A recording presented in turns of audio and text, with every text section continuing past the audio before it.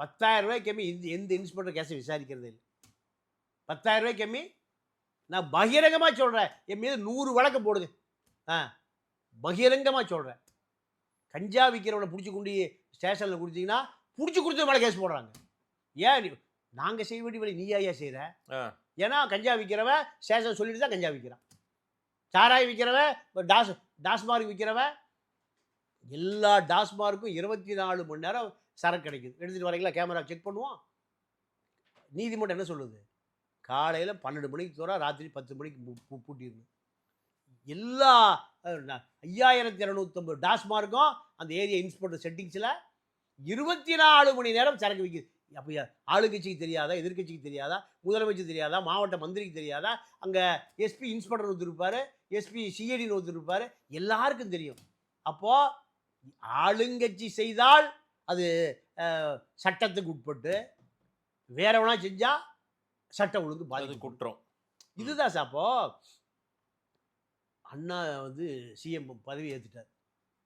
ஏற்ற பிறகு கருணாநிதி ஒரு வார காலம் பதவி ஏற்கவே இல்லை.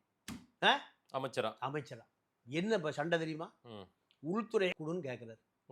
உள்துறை யாருக்கு? அவ்வளவு காதல் திமுகவுக்கு, கருணாநிதிக்கு உள்துறை மீது.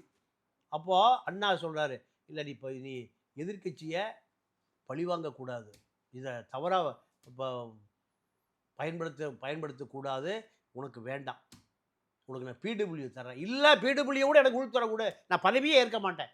யாரு? கருணாநிதி. அண்ணாவும் சி சுப்பிரமணியம் பக்கத்து அறை எங்கே? இந்த கவர்மெண்ட் கெஸ்ட் ஹவுஸில். ஏன்னா முதலமைச்சர் முந்தைய ஒரு எம்பியாக இருந்து கவர்மெண்ட் கெஸ்ட் ஹவுஸ் தான் தங்கியிருந்தார். யார்? அண்ணாதுரை. அப்போ சி சுப்பிரமணியம் இந்தியாவுடைய காங்கிரஸ் கட்சியினுடைய நீங்கள் நிதியமைச்சராக இருந்து சி சுப்பிரமணியம் யார்? நம்ம சிஎஸ். அவர் சிதம்பரத்தை கொண்டு போய் டெல்லியை காண்பித்தவரே சிஎஸ் தான். சிதம்பரத்தை டெல்லியை காமிச்சதே அவர் தான். அப்போது சி சொல்கிறாரு, ஆட்சி இப்போ தான் உட்கார்ந்துருக்கீங்க, குழப்பத்தில் ஆட்சி கவுந்துற போது அவனை கன்வின்ஸ் பண்ணி உள்துறை கொடுத்துடாத, பிடபிள்யூ கொடுத்துரு. இப்படி கருணாநிதியால் ஒரு வார காலம் போராடி பெற முடியாத துறை எது? காவல்துறை. உள்துறை ரெண்டு ஒன்று தான்.